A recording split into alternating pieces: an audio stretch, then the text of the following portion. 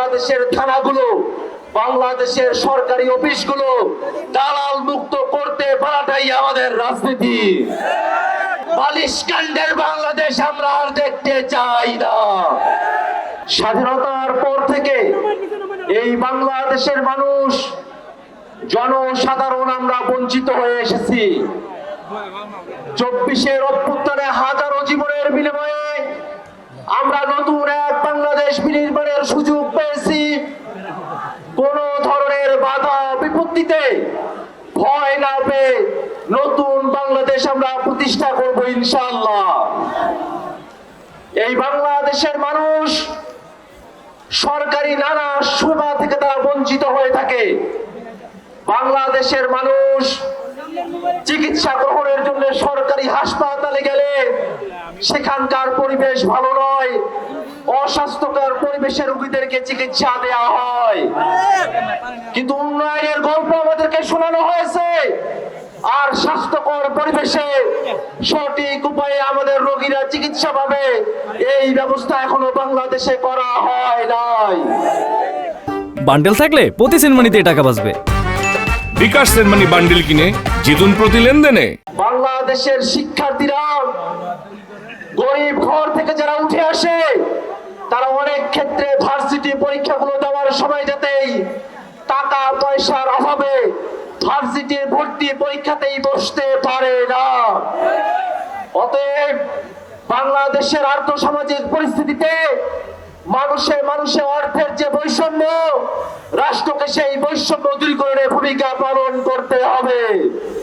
ভাইরা আমার, বাংলাদেশের থানাগুলোতে দুর্বল মানুষেরা যদি কোনো মামলা নিয়ে যায়, পুলিশেরা সেই মামলাটা নিতে চায় না।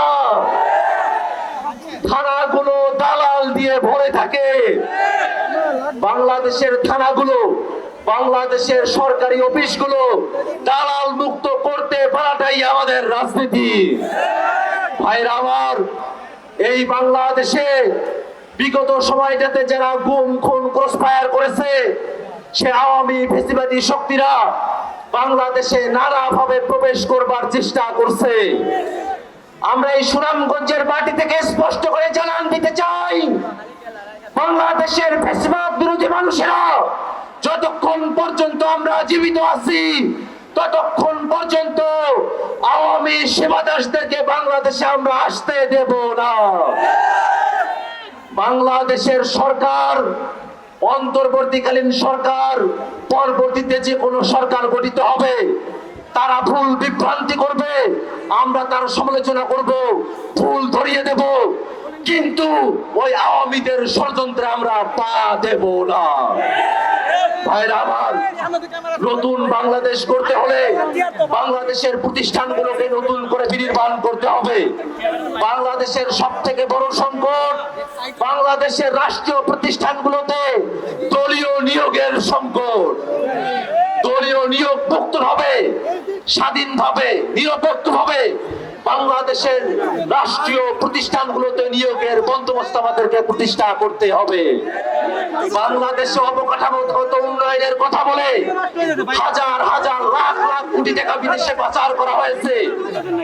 আমরা বাংলাদেশে এমন সিস্টেম দেখতে চাই, কোন চেয়ারম্যান, কোন মেম্বার, কোন প্রতিনিধি, সরকারের কোন কর্মচারী, তারা যদি ছোট্ট কোন উন্নয়ন প্রকল্প হাতে নেয়, সেই উন্নয়ন প্রকল্পে কত টাকার ইট, বালি, সিমেন্ট ব্যবহার করা হলো, তার পূর্ণাঙ্গ হিসাব বাংলাদেশের জনগণের কাছে উন্মোচন করতে হবে। বালিশকাণ্ডের বাংলাদেশ আমরা আর দেখতে চাই না। এই নতুন বাংলাদেশ করতে হলে ধর্ম, বর্ণ, বাংলাদেশের সকল মানুষকে বিভাজন ভুলে গিয়ে এক সম্প্রীতির মধ্যপন্থী রাজনীতি আমাদের প্রতিষ্ঠা করতে হবে।